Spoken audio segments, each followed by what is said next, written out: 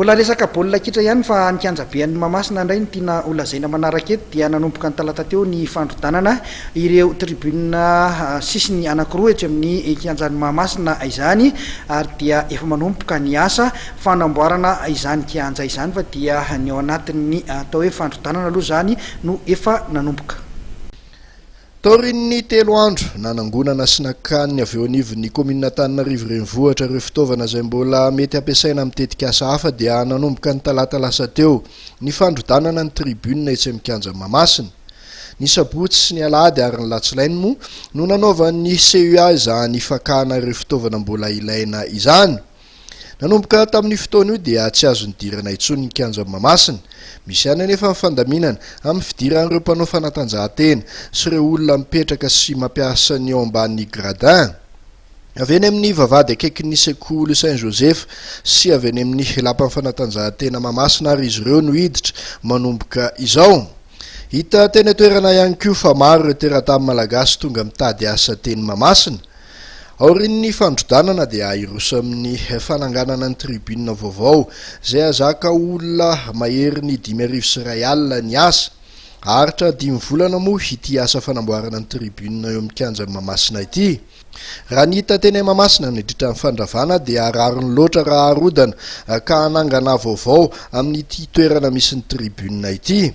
Efa malemy avokoa mantsy ireo beton natsangana teo aloha ka mety hitarika firodanana tampoka.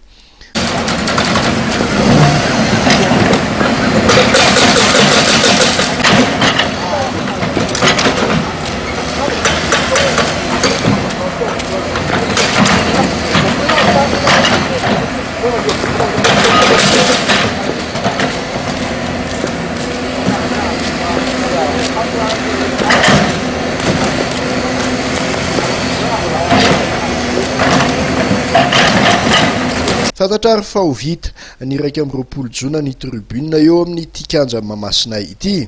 Fanamby napetraka ny fitondram-panjakana izay tomponantoka amin'izao asa fanamboarana sy fanatsarana izao moa no hampiasa ny tribune vaovao mandritra ny fankalazana ny fetim-pirenena ny 20 jona ho avy izao. Anarak'izay dia ny fanamboarana ny gradin sy manodidina rehetra amin'ity foto-drafitr'asa ity no toy an'ny asa.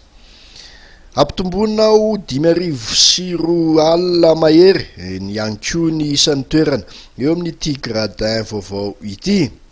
Fa ny tena goavana indrindra sy andrasan'ny mpankafy fanatanjahantena malagasy dia ny fametrahana ny bozaka hybride eo amin'ny kianja manatantara ity. Bozaka izay tahaka ireny fahita any ivelan'ireny moa no kasaina apetraka eo Mahamasina. Ny toetro kianja io izay saika mampimemenina ny akamaroan'ny mpampiasa na ny avy eto toerana indrindra fa ireo vahiny avy any ivelany no tena antony ametrahana izany bozaka manara-penitra izany.